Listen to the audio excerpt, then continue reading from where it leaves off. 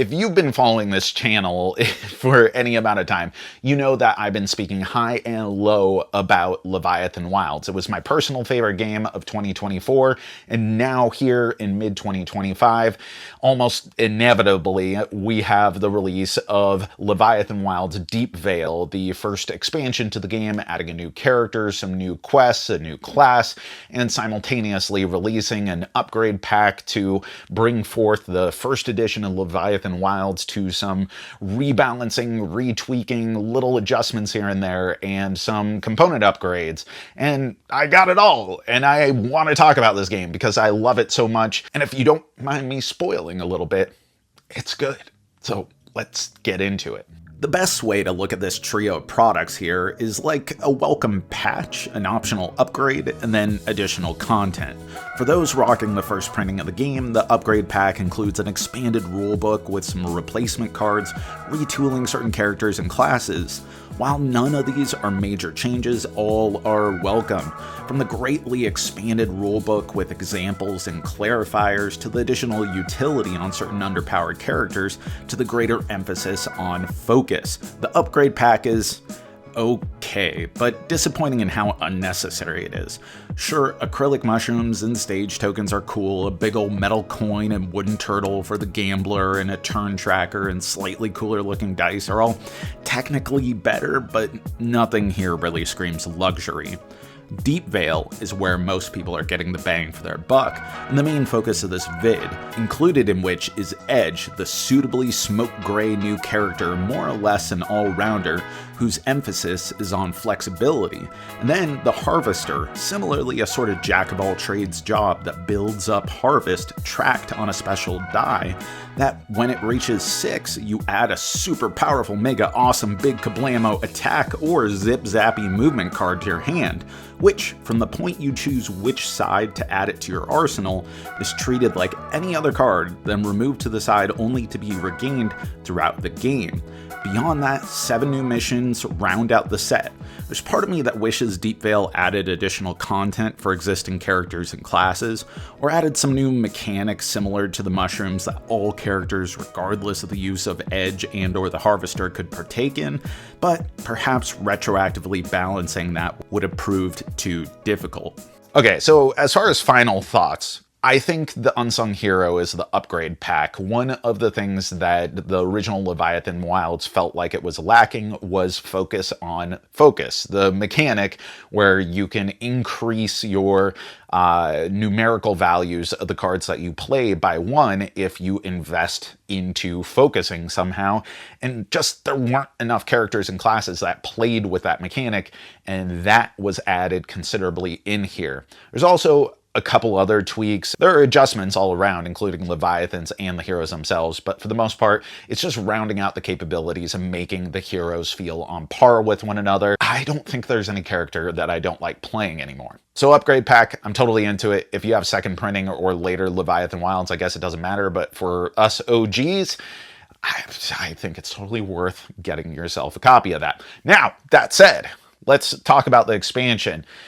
I am totally sold on this. The mix and match nature of the characters and classes just means that having only one more of each of those gives you so many more combinations of potential things, especially if you're going to end up playing a lot of this game solo, which I do dabble in the solo tables from time to time, if you know what I mean. And you end up getting a lot of different combinations, a lot of different flavors that you can have. If there's any criticism that I really have to the new expansion, it's that the class just feels universally good. Like, some of the characters in the original feel situationally good, and I think through the upgrade pack, they've become more all-arounders with individual focus, but you're going to find a way of wringing something out of them in any given scenario. But the new character class is just so good. And the ability to flip-flop as you earn, as you harvest your spiritual energy, and then you can decide whether you want this mega attack or this mega mobility card.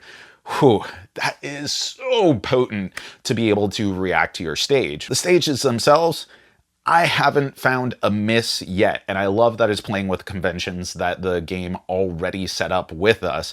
Having the very first mission be where you're starting at the very top of the page, having to descend to obtain the key to get to Deepvale and then reascend to the top is a brilliant decision as the escalating threat and danger mounts and you're just having to desperately climb yourself out of that maw. It's really cool, it's really cinematic, and then it continues to play with all kinds of creative moments like Leviathan that is robotic in nature and has these opening and closing apertures that you have to work around in order to attack the crystals held within.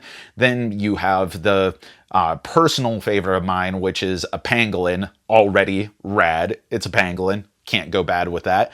But also, it's like a bizarre anti-gravity pangolin that changes its essence, its energy, its aura every now and then. And in doing so, it can change what specific spots all around the pangolin are going to do when you arrive on them. Do they give you particular types of damage, or do they bounce you up? And if you start bouncing up and then falling, what are the repercussions of that?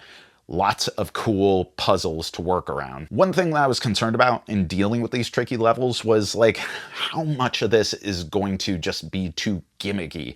Like, it's a cool idea, but in execution, you're really having to just work around what the game is trying to convey in a frustrating effort to just actually play the game that you know and love that is unimpeded, hopefully unimpeded by the gimmicks that they're putting before you.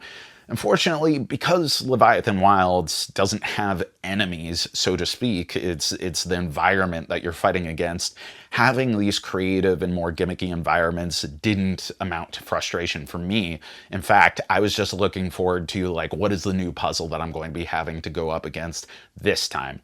It still manages to be the fast, easy to set up, easy to play, very easy to lose, and as a product, even more triumphant and victory game that I fell in love with originally. So if you're a fan of Leviathan Wilds and you've already exhausted the content of the first one and you're done replaying those Leviathans, or you just want more character and class combinations, then I think you're going to immediately want Deepvale.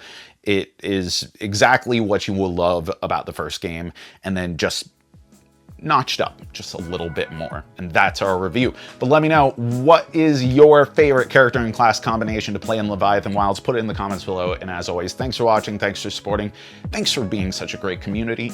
You know that I've been Jack, and I'm with the Cardboard Herald.